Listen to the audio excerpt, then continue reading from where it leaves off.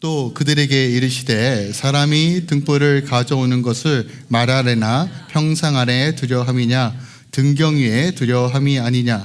드러내려 하지 않고는 숨긴 것이 없고 나타내려 하지 않고는 감추인 것이 없느니라. 들을 귀 있는 자는 들으라. 너희가 무엇을 듣는가 스스로 삼가라. 너희의 헤아리는 그 헤아림으로 너희가 헤아림을 받을 것이며 더 받으리니 있는 자는 받을 것이요 없는 자는 그 있는 것까지도 빼앗기리라. 또 이르시되 하나님의 나라는 사람이 씨를 땅에 뿌린과 같으니 그가 밤낮 자고 깨어 하는 중에 씨가 나서 자라되 어떻게 그리 되는지를 알지 못하느니라. 땅이 스스로 열매를 맺되 처음에는 싹이요 다음에는 이삭이요 그 다음에는 이삭의 충실한 곡식이라. 열매가 익으면 곧 낫을 대나니 이는 수수 때가 이르렀음이라. 또 이르시되 우리가 하나님의 나라를 어떻게 비교하며 또 무슨 비유로 나타낼까? 겨자씨 한 알과 같으니 땅에 심길 때에는 땅의 모든 씨보다 작은 것이로되 심긴 후에는 자라서 모든 풀보다 커지며 큰 가지를 내다니 공중의 새들이 그 그늘에 깃들일 만큼 되느리라. 그래서 이러한 많은 비유로 그들이 알아들을 수 있는 대로 말씀을 가르치시되 비유가 아니면 말씀하시지 아니하시고 다만 혼자 계실 때 그 제자들에게 모든 것을 해석하시더라.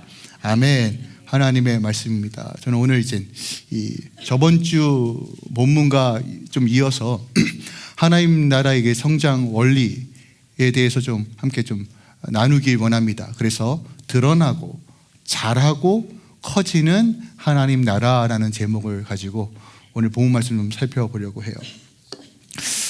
요즘 아이들이 방학이죠. 방학이라서 어쩔 수 없이 저도 이제 아이를 돌봐야 되는 상황에 처했는데 제가 이번 주 동안 내내 한 일이 우리 둘째 출퇴근 시키는 거예요. 출퇴근 시키는 거예요. 그러니까 원래는 제가 보통 이제 첫째를 이제 등하교를 시켰는데 첫째가 아니라 둘째를 좀 등하교를 시키게 됐습니다. 근데 이번 주 내내 비가 왔어요. 비가 봄비가 아침부터 저녁까지 주룩주룩 쏟아지더라고요. 제가 아침에 우리 둘째를 데이케어를 데려다 주려고 차에 태우고 안전벨트를 매고 한 10분 정도 걸립니다. 여기서 5분 10분 정도 걸리는데 딱 도착하고 제가 하는 일은 딱 우산을 하나 딱 꺼내요. 멋있게 큰 우산을 딱 교회에서 나눠준 우산인데 이걸 딱 펴놓고 자 뒷문을 딱 열고 마치 회장님 모시는 것처럼 에스코트를 딱 합니다. 벨트를 딱 풀고 도시락 가면 제가 딱 들고 누에라 내려라 해요. 그러면 누에리가 아침에 아이들이 하는 표정이 있어요. 이래요. 데이케이 가기 싫어? 아니. 가고 싶어? 근데 표정이 왜 그래? 이래요. 그러면서 그게 자연스럽게 내립니다. 내려놓고 이제 열심히 가요. 근데 정말 앞만 보고 갑니다. 앞만 보고 가요. 그리고 딱 도착하면 자기가 문을 뚝뚝뚝 또닥이고 쑥 들어가요. 저는 얼굴이라도 한 번 더 보고 싶어서 누에라 인사하고 가야지 했더니 핑 하고 훅 하고 들어가더라고요. 좀 속상하지만 그래도 제가 그래 이런 수고를 마다하지 않는 이유는 내가 내 아들을 사랑하기 때문이야 그래요. 근데 특징적인 것이 있는데 제가 이 장면을 통해서 일주일 동안 우리 아이를 데려다 주면서 하나님 나라의 원리에 대해서 하나님께서 좀 가르쳐 주신 부분들이 있어서 좀 나누는 거예요. 첫째 날하고 둘째 날에는 여전히 일주일 내내 비가 왔는데 둘째 날까지 그 데이케어 입구에 파라솔 같은 게 없었어요. 근데 셋째 날에는 그 파라솔이 있더라고요. 근데 일단은 저희가 여전히 아침에 딱 일어나서 아이에게 에스코트를 딱 하면 데이케어 누에라 데이케어 가자면 딱 내려 열심히 가요. 저는 우리 아이가 비가 맞지 않기 위해서 큰 우산을 씌워줍니다. 저는 여전히 어깨에 비를 맞죠. 저 연애 때도 그랬거든요. 우리 아내가 비 맞으면 안 되니까. 이게 낭만적인 남자예요. 그러니까 우리 아이가 다 씌우고 가는데 갑자기 수요일인가 우리 누에리가 데이케어 입구에 보이는 큰 파라솔 같은 우산을 딱 보면서 뭐라고 얘기하냐면 아빠 비 오니까 빨리 큰 우산으로 가자라고 하는 거예요. 그런데 여러분 단 한 번도 우리 아들이 비를 맞은 적이 없어요. 3일 내내. 근데 이 아이는 우리 아들은 비가 오니까 자기가 지금 비를 맞고 있다라고 생각했나 봐요. 저는 큰 우산을 맞고 있는데 우리 아들은 큰 우산을 보더니 아빠 비 오니까 빨리 비를 피하러 우산으로 가자라고 하면서 뛰어가면서 저를 딱 보는데 뭐라고 얘기하냐면 아빠 우산이 있네 하는 거예요. 그러면서 까르르 웃더라고요. 자, 이 장면이 별거 아닌 것 같은데 여러분, 하나님 나라의 비밀이 담겨져 있어요. 혹시 발견해 보셨나요? 제가 어떤 이야기를 하고 있는지 좀 이해가 되세요? 자, 보세요. 아이는 자신이 이미 우산을 쓰고 있음에도 불구하고 앞만 보니까 우산이 있는지 몰라요. 이미 우산이 있다는 사실이 드러났음에도 불구하고 이 아이에게는 감추어진 사실이라는 거예요. 그런 아들에게 아버지는 여전히 우산을 씌워줍니다. 자, 그러면 제가 우리 아들에게 우산을 씌워주는 의도와 목적이 뭘까요? 물론 굉장히 미미한 일이에요. 목사님 뭐 우산 씌워주는 거에 무슨 의도와 목적을 됩니까? 라고 하지만 그 의도와 목적을 넘어 저의 아들을 사랑하는 마음과 그런 표현이 담겨져 있다는 것이에요. 더 나아가 제가 굳이 이런 미미한 수고를 하면서 제 어깨에 비가 흠뻑 젖음에도 불구하고 이 우산을 우리 아이에게 씌워주면서 안전하게 데이케어로 데려다주는 목적 중에 하나는 그래도 우리 아이가 친구들과 사귐으로써 그 데이케어에서 집에 있는 것보다 숫자라도 하나 더 배울 거 아니에요? 우리 아들 이제 20까지 세요. 이게 얼마나 놀라운 역사입니까? 이런 일들을 통해서 우리 아이가 지금은 미미하지만 자라날 것을 기대함으로 제가 데이케어에 보내는 거잖아요. 그죠? 이 모든 과정이 마치 하나님 나라의 비밀과 같다라고 알려주시더라고요. 지금 아들과 아버지 사이에서만 일어난 이런 공감대와 이 해프닝과 이 친밀함, 오직 아들과 아버지 이 시간만에만 누릴 수 있는 것들이에요. 하나님께서 이 과정을 통해서 아침에 비를 우산을 쓰는 이 과정 중에서 그런 마음을 주시더라고요. 하나님 나라가 이와 같다라고 우리에게 말해주는 것, 저한테 말해주는 것처럼 들리더라고요. 여러분, 제가 무엇을 이야기하는지 조금 이해가 되십니까? 하나님 나라는 마치 감추어져 있는 것처럼 보여요. 하지만 이미 드러난 하나님의 나라예요. 그리고 이미 그 하나님의 나라가 우리 안에 임하였다라고 말하고 있습니다. 그렇다면 우리는 이 하나님 나라가 무엇인지를 좀 더 깊이 묵상하고 누려야 한다는 것이에요. 하나님은 여전히 우리가 그 하나님 나라를 누리길 원하십니다. 그러므로 우리가 하나님 나라가 무엇인지에 대해서 고민할 때 여러분 절대로 놓치지 말아야 될 개념은 바로 하나님의 마음입니다. 하나님은 정말 주시기 원하고 누리기 원하신다는 것이에요. 비록 내가 지금 눈에 보이지 않지만 이미 존재하는 나라, 내가 지금 하나님의 사랑이 잘 느껴지지 않지만 그 하나님의 사랑으로 충만한 삶이 나의 인생이라는 것, 지금 하나님의 일하심이 보이지 않을지라도 여전히 하나님은 일하고 계신다는 것. 마치 씨앗을 땅에 심고 흙을 덮었을 때 그 과정이 우리 눈에는 보이지 않지만 그 씨앗이 씨앗을 데리고 줄기를 내고 자라서 열매 맺는 과정처럼 하나님의 나라가 마치 이와 같다라고 우리에게 비유를 통해 말씀해 주고 계신다는 거예요. 오늘 우리가 읽지 않았지만 지난주 설교였던 본문이었던 4장 11절에서 12절에 보면 예수님께서 왜 비유로 말씀하셨는지를 우리에게 가르쳐 주고 계세요. 자, 하나님의 비밀, 그 진리에 대해서 알고자 하는 자에게는 더 밝히 알려주시고 관심이 없고 완악한 자에게는 철저하게 감춘다라고 말합니다. 여러분, 이것이 바로 신앙의 역설, 파라독스예요. 원하는 자에게는 더 밝히 알려주시고 관심 없는 자에게는 철저하게 감추신다는 것이에요. 여러분, 그러므로 이 비밀을 아는 원리는 내 그릇만큼 알고 깨닫고 누릴 수 있다는 거예요. 기억하세요. 내 마음 밭에 따라서 내 신앙의 그릇에 따라서 이미 주어진 그 하나님의 나라를 알고 깨닫고 해석하고 누릴 수 있다라는 것입니다. 그게 바로 씨 뿌리는 자의 비유라는 것이죠. 또 하나, 우리가 씨 뿌리는 비유를 통해서 알아야 될 핵심은 뭐냐면 아는 것이 중요한 것이 아니라는 것이에요. 알고 깨닫고 삶이 적용이 되고 흘러갈 때만이 열매가 맺혀지고 그것을 향하여 우리는 끊임없이 씨름해야 된다는 것을 우리에게 말해주고 있다는 것입니다. 저는 이 하나님 나라의 비밀들이 어떤 이론이나 생각과 어떤 이성적인 개념이 아니라 여러분 삶에서 이것이 실체가 되고 누려지는 은혜가 있길 예수 그리스도로 축원드립니다. 하나님 나라의 성장 원리, 이것이 바로 마가복음 4장 전체에 담겨져 있다라는 것이에요. 땅에 뿌려진 씨의 비유를 통해서 우리에게 중요한 메시지를 선포하시는데 이미 우리 안에 예수 그리스도의 십자가의 능력으로 조훈밭이 되었습니다. 믿으십니까?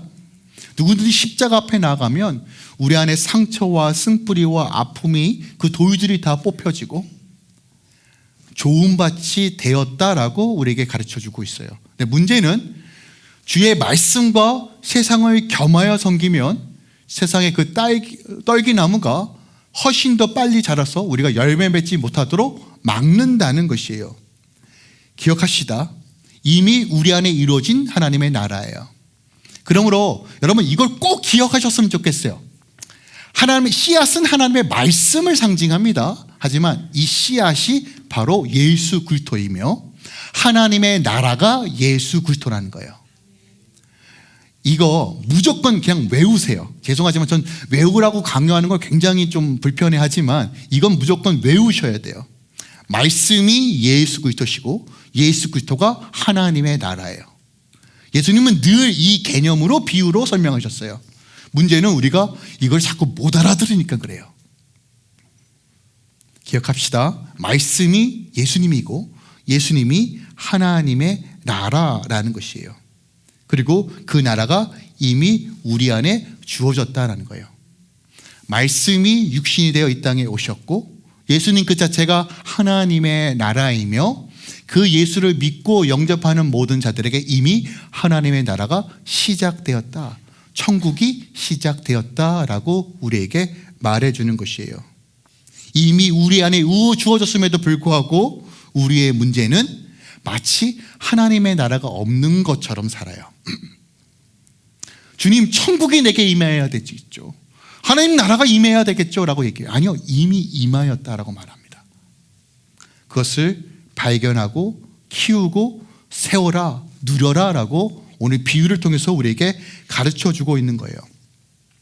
특별하게 예수님께서 가장 안타까워하시며 화를 내셨던 것이 바로 바리새인들의 신앙이었어요.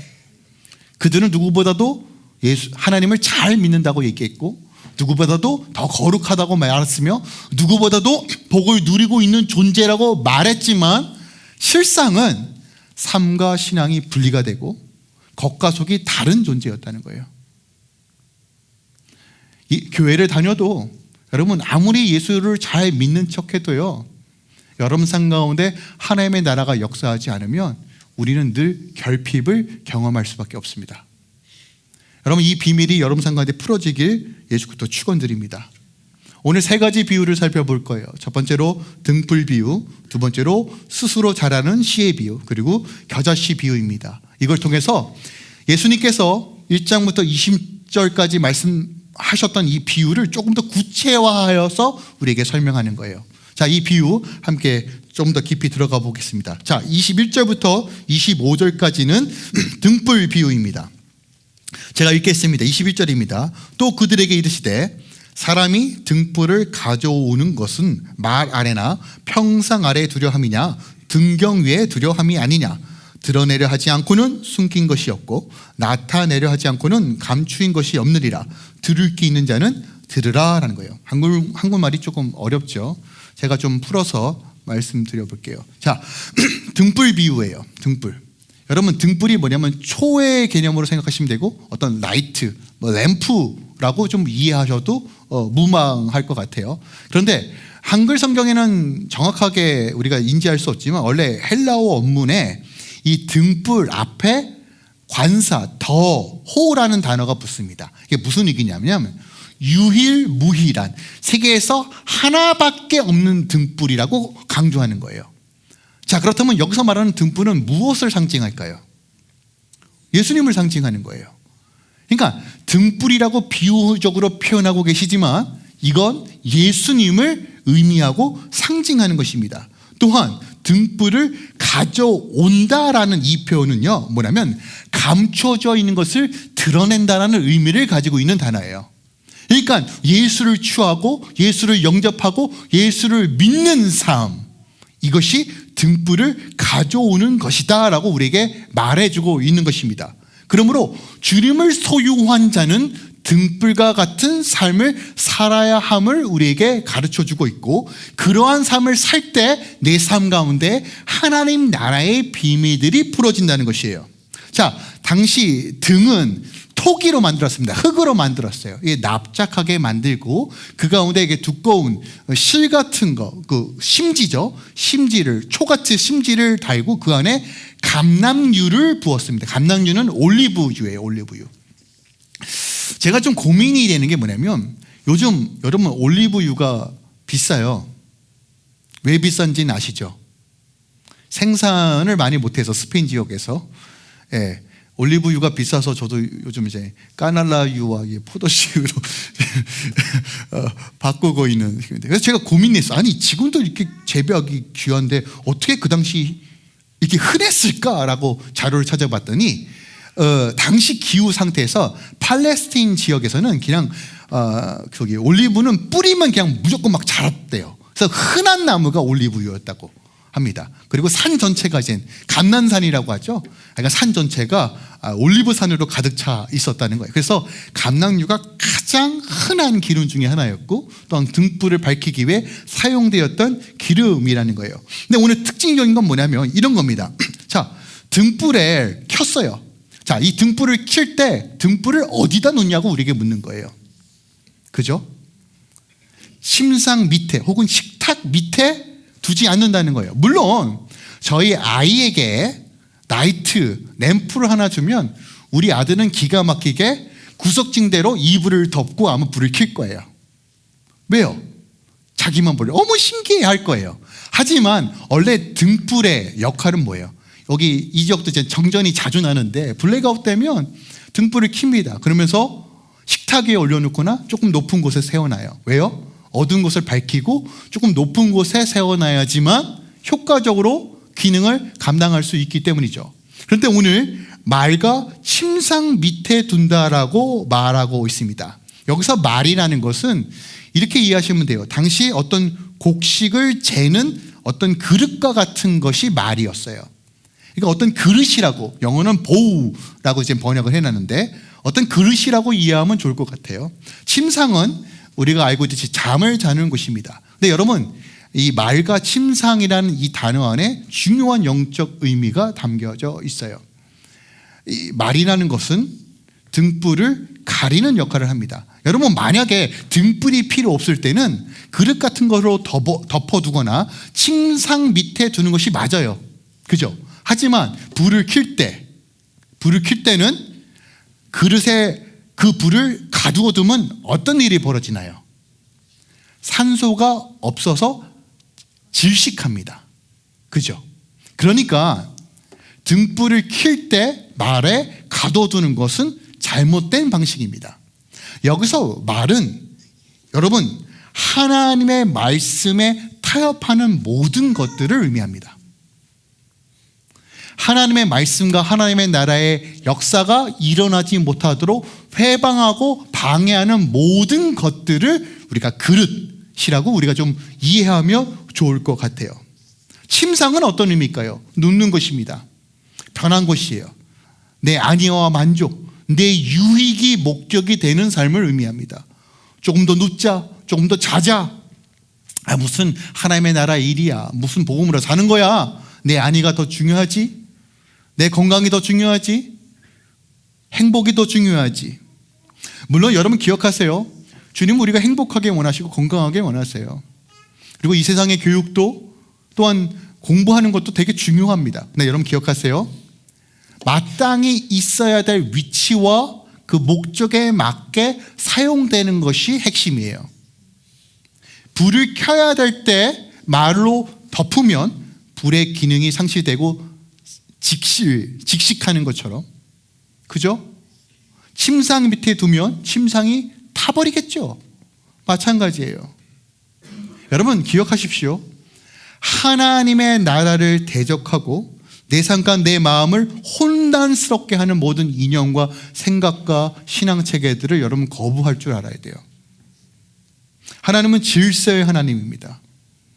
하나님으로부터 시작했는가, 세상으로부터 시작됐는가를 여러분 분별할 줄 알아야 돼요. 여러분 겉에 보기에는 굉장히 다 좋은 말 같고 좋아 보여요. 하지만 다시 말씀드립니다. 하나님으로부터 시작했는가, 세상으로부터 시작했는가, 하나님 중심으로 시작했는가, 인본주의로 시작했는가, 신본주의로 시작했는가, 유물론으로 시작했는가, 여러분 분별할 줄 알아야 돼요. 지금 이거 분별 못하면 여러분 하나님 나라 못 누립니다. 신앙생활 열심히 할수록 여러분 질식할 확률이 높아져요. 지금 그거 말씀하시는 거예요. 더 하나, 여러분 이 등을 어디에 두라고 말합니까? 등경 위에 두라고 말합니다. 그러니까 이 등이 있어야 될 위치에 놓으라는 거예요. 여러분 이게 무슨 의미인지 아십니까? 등은 예수 그리스도를 의미하고 예수 그리스도께서 계셔할 그 자리에 예수님을 두라는 거예요. 그러면 주님이 어디에 계셔야 하나요? 하나님 나라의 비밀이 풀어지려면 주님은 대체 어디에 계셔야 하냐는 거예요. 우리 마음의 중심이에요. 여러분 등불 비유는 그걸 말하고 있는 거예요. 여러분 상관에 예수님께서 중심이십니까? 여러분 모든 결정과 선택에 주님이 계십니까? 주님께서 인도하심을 받길 사모하십니까? 여러분 하나님의 나라는 잘 안 보여요. 그런데 여러분 기억하세요? 주님이 주인 되실 때 보이기 시작하는 거예요. 그거 가르쳐 주시는 거예요. 지금 주님, 내 안에 하나님 나라가 임하기 원해요. 내 안에 하나님의 안식이 원해요. 하나님의 복음의 능력들이 펼쳐지기 원해요. 근데 주님께서 우리에게 물으시는 거예요. 예수 그리스도가 어디 계시니? 라고 묻는 거예요. 우리의 말은 주님을 사랑합니다, 주님을 믿습니다 얘기하지만 실상은 여전히 주의 말씀을 말로 덮어버리고 내 생각과 이념과 내 안위와 내 만족으로 하나님의 복음보다 더 우선시 여긴다는 거예요.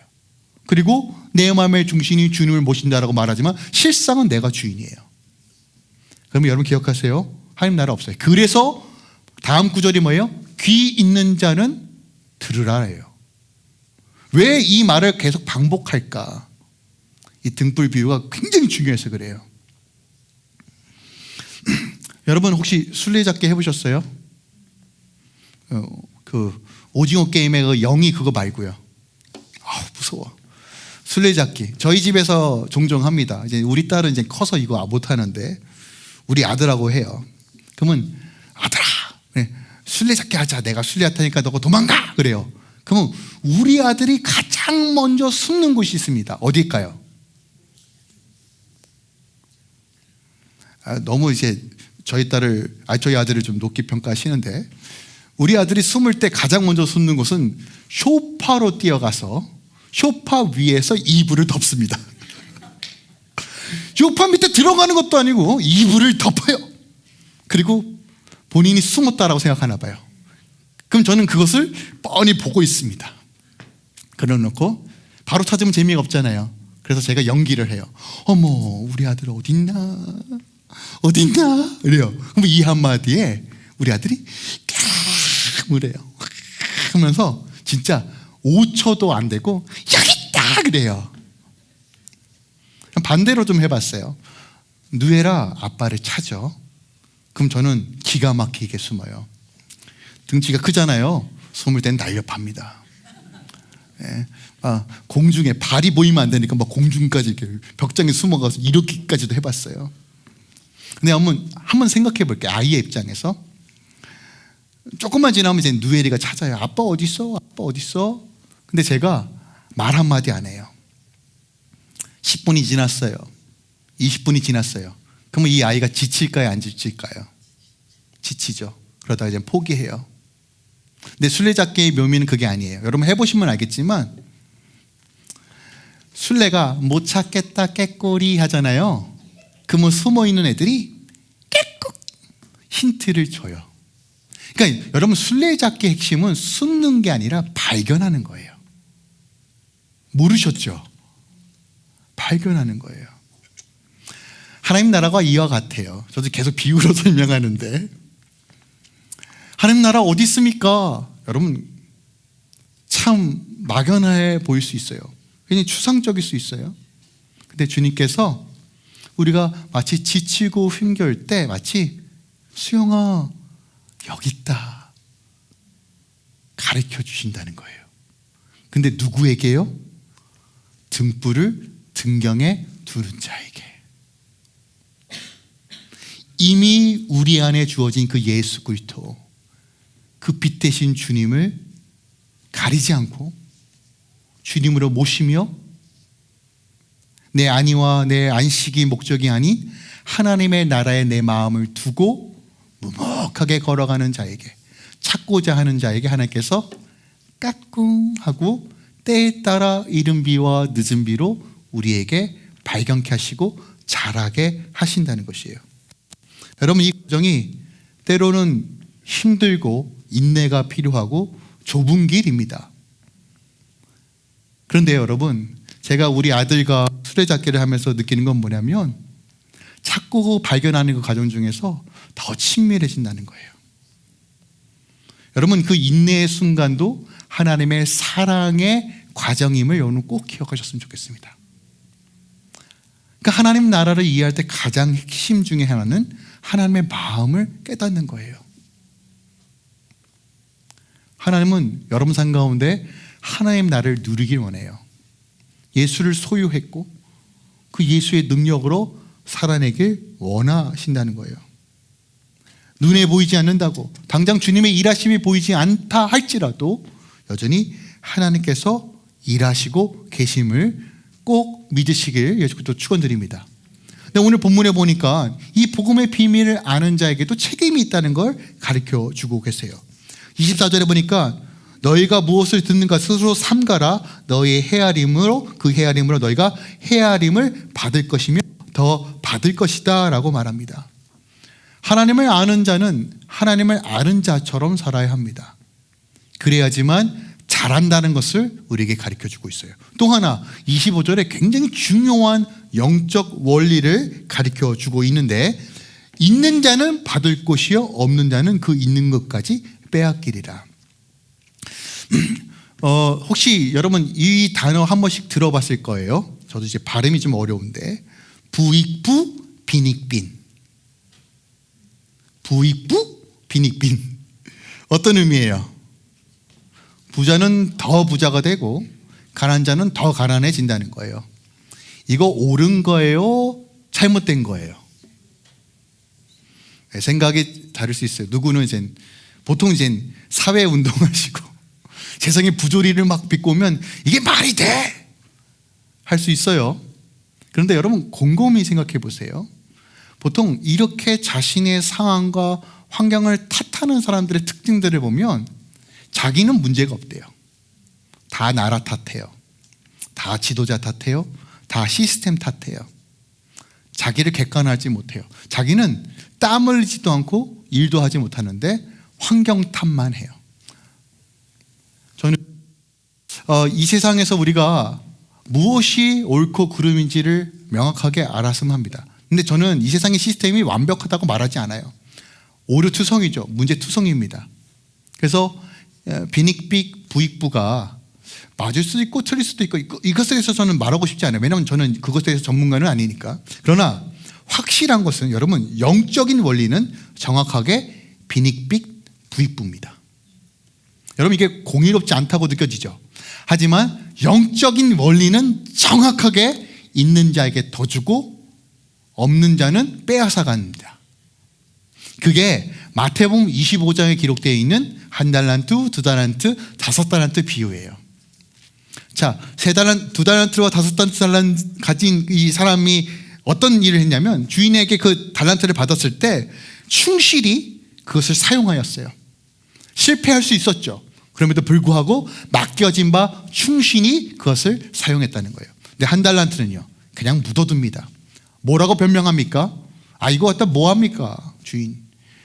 뭐 그냥 현상유지만 해도 제 몫을 하는 것 같습니다. 그러면 주님께서 아유 그래 넌 안타깝다 하는 게 아니라 이걸 빼서요, 되게 민하시죠. 뺏고 5달란트 있는 자에게 더 줍니다. 여러분, 이 원리가 강정 영적 원리예요. 영적 원리. 근데 우리의 생각엔 빈익비 부익부가 자꾸 이렇게 불공정스럽고 정의롭지 못하고 된 게 아니까 이것이 영적인 개념이라고 생각하니까 자꾸 하나님 너무 이상하네 라고 이해하는 거예요. 다시 말씀드립니다. 영적인 원리는 갈급하고 목마른 자에게 더 주세요. 하나님 나를 더 원합니다. 하나님 말씀해 주시옵소서라고 목마른 자에게 더 가르쳐 주신다는 거예요. 여러분, 하나님의 복을 누리기 원하십니까? 예수를 발견하기 원하세요? 여러분, 갈망하세요. 더 파헤치세요. 모든 걸 거세요. 우리가 하나님 나라를 깨닫지 못하고 그 비밀이 풀어지지 않는 이유, 자꾸 신앙과 삶이 분리되는 이유, 자꾸 하나님 나라가 마치 피상적인 개념으로서 그냥 뜬구름처럼만 느껴지는 이유는 여러분, 주님을 향한 갈망과 목마름이 없어요. 주님이 전부라고 여기지 않기 때문에 그래요.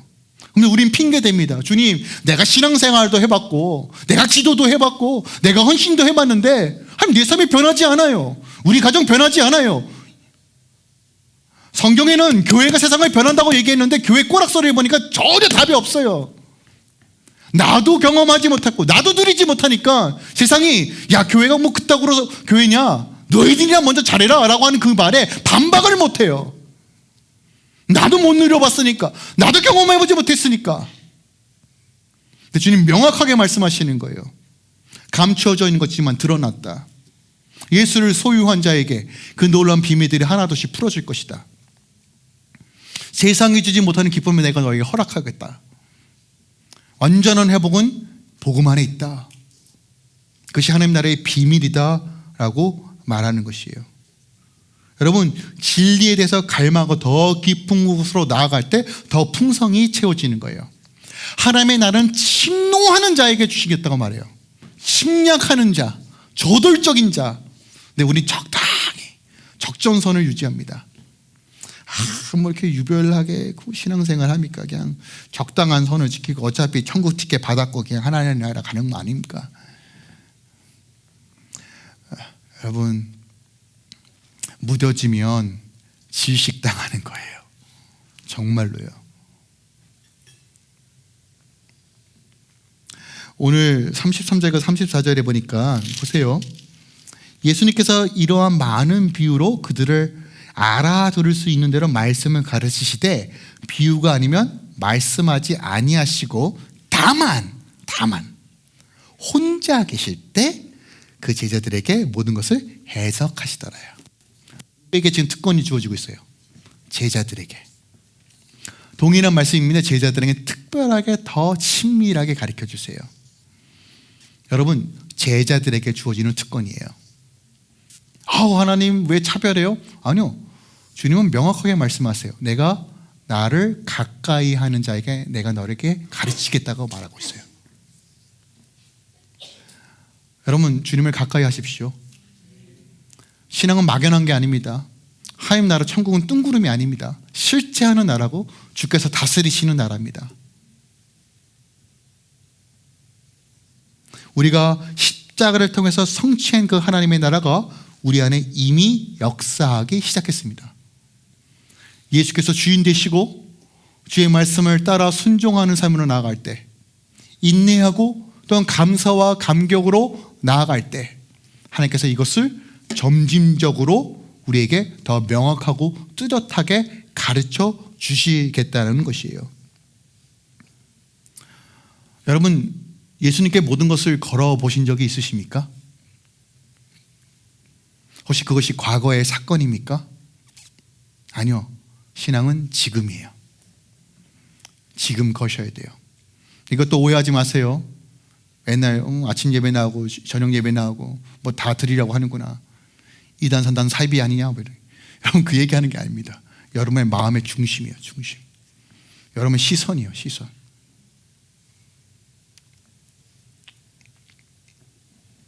우리 안에 여전히 역사하는 불신들, 우리 안에 여전히 역사하는 깨어짐들, 여러분 그것에 주목하지 마세요.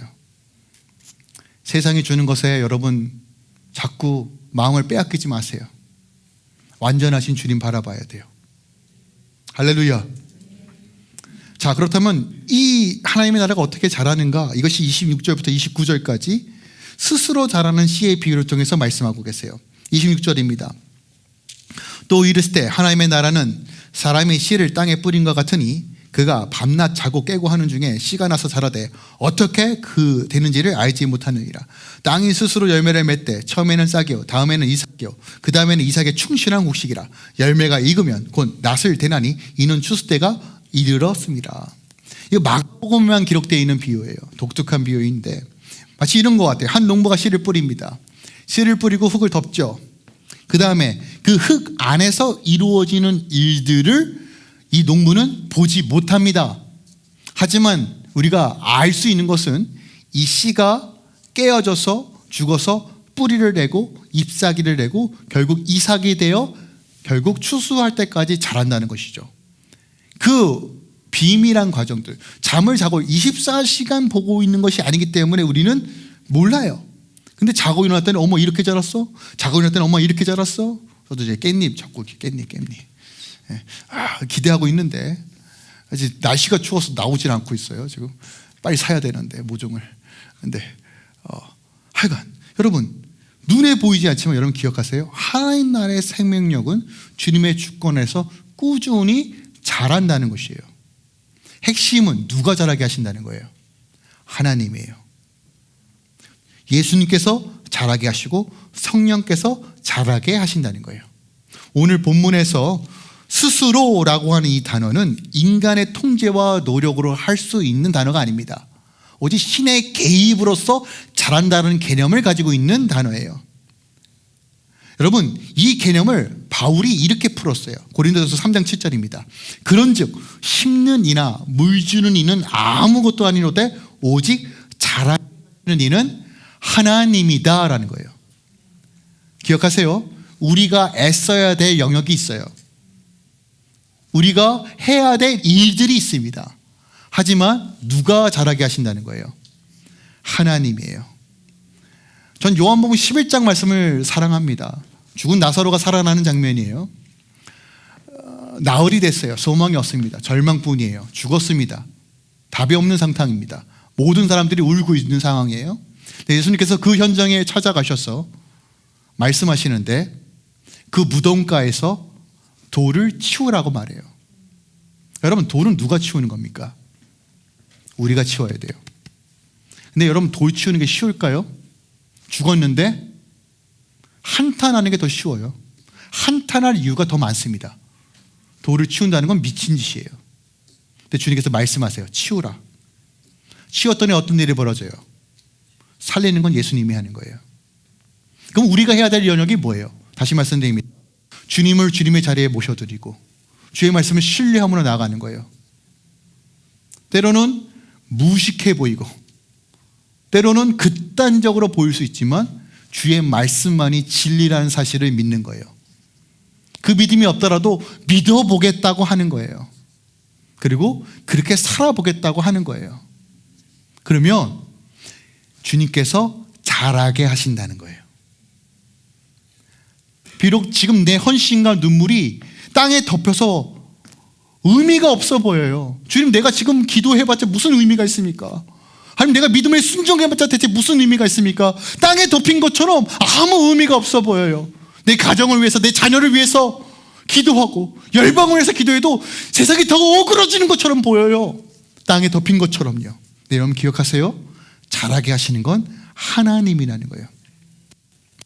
그럼 질문해 보겠습니다. 여러분 남편과 아내를 바꾸는 건 여러분의 애씀입니까? 하나님입니까? 그래도 주님 잔소리는 해야죠. 그렇죠?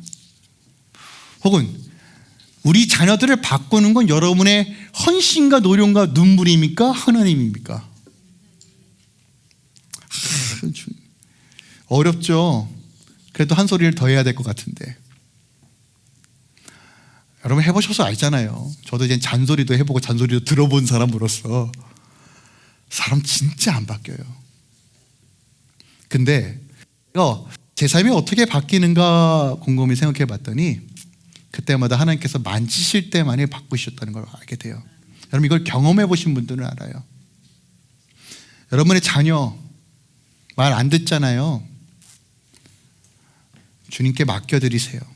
맡겨드린다는 걸 여러분 방관으로 여기지 마세요. 방관이라고 이해하시는 분이 계세요. 아유 아버지께서 알아서 키우시겠지. 야 됐다 네 인생은 네가 이게 아니에요. 여러분 맡겨주신 자녀 끝까지 붙들고 기도하셔야 돼요. 주의 말씀으로 계속 살아내셔야 해요. 이게 인내예요. 그럼 어느 순간 하나님께서 때에 따라서 만지시는 거예요. 우리가 해야 될 영역은 믿음을 지키고 말씀대로 사는 거예요. 그래서 때론 복음으로 사는 건 굉장히 배타적입니다. 그러나 여러분 그곳에 생명이 있어요. 주님만 바라보시길, 주님 안에서 그 갈망으로 세워져 가시길 축원드립니다. 더 나아가 여러분 특별히 여러분들께 부탁드리고 싶은 건 뭐냐면 이 목사인 제가 열심히 갈아서 여러분을 먹이잖아요. 근데 여러분 저를 의지하지 마세요. 남이 갈아준 그 음식에 여러분 만족하지 마세요. 그러면 잘하다 말아요. 그죠? 애들도 스스로 먹어야 되잖아요. 제가 요즘 우리 딸에게 라면 끓이는 법을 가르쳐요. 그런데 제가 좀 겁이 많아요. 그러면서도 물을 끓이는데 누아야 잠깐만 좀 멀리서 좀 봐. 스프를 넣을 때 이게 뜨겁잖아요. 그러니까 하다가 이리 와 내가 해줄게. 여전히 제가 도와주고 결국 제가 끓이지만 그래도 한 걸음 한 걸음 나아갈 수 있도록 제가 견면하고 가르쳐요. 그 결국 스스로 해내야 되잖아요. 그죠? 저는 여러분의 삶 가운데서 주님과 독대하시고 씨름하셔서 점점 자라나는 역사들을 경험하시길 예수 그리스도로 축원드립니다. 그래서 예배의 자리가 사모가 돼야 돼요. 여러분 주와 만나는 자리가 사모돼야 돼요. 주님 주님과 마주하는 골방이 사모되셔야 돼요. 그때 자라나는 거예요. 여러분 그때요. 진짜 문제 앞에 마주할 때 그 고난의 순간에 주의 얼굴을 구하겠다고 어떻게 보면 땅을 치고 부르짖는 그 시간이 자라나는 시간이에요. 마지막으로 이 하나님의 나라가 어떻게 커지는지가 겨자씨의 비유를 통해서 말씀하고 계세요. 30절 32절입니다. 또 이르시되 우리가 하나님의 나라를 어떻게 비교하며 또 무슨 비유로 나타낼까? 그러니까 늘 예수님의 고민은 이거예요. 야 내가 말해도 얘네들 못 알아듣는 것 같은데 어렵죠. 하나님 나라가 대체 뭐야? 뭐 그림 그리는 거야? 뭐 죽어서 가는 나라야? 여전히 막연하고 뭔가 피상적인 느낌이고 추상적인 느낌이잖아요. 그러니까 주님께서도 이 보이는 것을 통해서 계속 비유로 설명하시는데 어떻게 해야지 얘네들이 알아듣지? 고민이 많았던 것 같아요. 그런데 겨자씨 비유를 주십니다. 겨자씨 하나일과 같으니 땅에 심길 때 땅의 모든 씨보다 작은 것이로되 심긴 후에 자라서 모든 풀보다 커지며 큰 가지를 내나니 공중의 새들이 그 그늘에 깃들인 만큼 된다라는 거예요.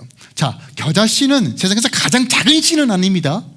대략 1mm에서 한 2mm 정도 되는 씨앗이에요. 근데 유대인들은 사람들이 심을 수 있는 가장 작은 씨앗이 겨자씨라 여겼어요. 근데 겨자씨 특징이 있습니다. 뭐냐면 얘는 어느 환경이든 굉장히 잘 자라요. 그러니까 백향목처럼 막 곱고 이쁜 나무가 아니에요. 굉장히 잡초 같은 저돌적인 나무입니다. 대신 잘 안 죽어요. 생명력이 강한 나무입니다. 하나님 나라가 이와 같다라고 말하는 것이에요. 여러분 당시 제자들의 상황이 어때요? 갈릴리 출신이에요. 어부 출신이에요. 있는 거 하나도 없습니다. 소위 해서 흙수저입니다. 세리도 있어요. 사람들의 질타와 욕을 바가지로 받는 직업을 가지고 있었던 인물도 있습니다. 그들이 돌아다닐 때마다 예수와 똘마니들 얼마나 어려움을 당했을까요? 나는 안 돼. 이런 인식이 스스로도 있지 않았을까요? 이들이 꿈을 꿔봤자 대체 무슨 꿈을 꾸겠어요? 근데 여러분 그거 아십니까? 주님과 함께 동행을 하다 보니까 이들의 간이 배 밖으로 나오기 시작해요. 어떻게 보면 이제 회복의 하나의 과정이라고 여길 수 있는데 여러분 이 겨자씨의 비유가 우리에게 너무 중요합니다. 우리 안에 과거 없는 사람이 어디 있어요? 상처 없는 사람이 어디 있습니까? 미미해 보이고 우물 아래 있을 때는 내가 정말 잘 나가는 것 같은데 막상 세상과 딱 부딪혀 보면 제가 얼마나 하찮은 존재인지가 다 드러나잖아요. 세상과 비교하다 보면 정말 한없이 기가 죽어요. 우리 청년들 보면 목사님 어떻게 살까요? 직장은 어떻게 구해요? 결혼은 어떻게 해요? 알아서 해라 그런데 알아서 하는 거예요. 주님께서 하시는 건데. 근데 막연하잖아요. 근데 여러분 기억하세요. 오늘 이 겨자씨 비유를 통해서 하나님께서 이렇게 말씀하시는 거예요.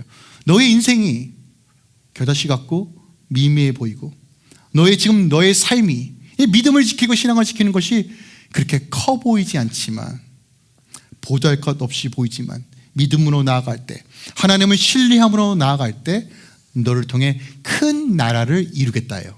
이게 아브라함에게 주신 약속이에요. 야, 동서남북을 바라봐. 하나님 아무것도 모르는데요. 제가 여기 이방인인데 외지 땅에서 왔는데 대체 제가 뭘 어떻게 살아야 될까요? 동서남북을 바라봐. 내가 바라보는 거 다 줄 거야. 하늘의 별같이 땅의 모래알같이 너의 민족을 거대하게 할 거야. 여러분, 아브라함은 아들도 없었어요. 그리고 그의 생전에 그거 보지도 못하고 죽었습니다. 하지만 그 비전이 그를 끌고 갑니다. 여러분, 하나님은 여러분 삶 가운데 하나님 나라를 세워서 가십니다. 여러분 절대로 미미한 존재 아니에요. 예수 안에 있으면 존귀한 자입니다. 예수 안에 있으면 능력의 자입니다. 하나님께서 여러분 등에 열방을 품게 하실 겁니다. 우리의 다음 세대를 통해서 열방이 주님께 돌아오는 도구로 사용될 것입니다. 근데 여러분 인내가 필요하고 결단이 필요합니다. 이사야 46장 말씀인데 보세요. 내가 시초부터 종말을 알리며 아직 이루지 아니한 일을 옛적부터 보이고 이르기를 나의 뜻이 설 것이니 내가 나의 모든 기뻐하는 것을 이루리라 하였노라. 내가 동방에서 사나운 날짐승을 부르며 먼 나라에서 나의 뜻을 이룰 사람을 부를 것이라. 보세요. 내가 말하였은즉 반드시 이룰 것이고 계획하였은즉 반드시 실행하리라. 예수를 통해서 성취된 하나님의 나라가 이미 우리 안에 있어요. 여러분, 우리 삶을 통해서 하나님께서 그의 나라와 의를 세우실 것입니다.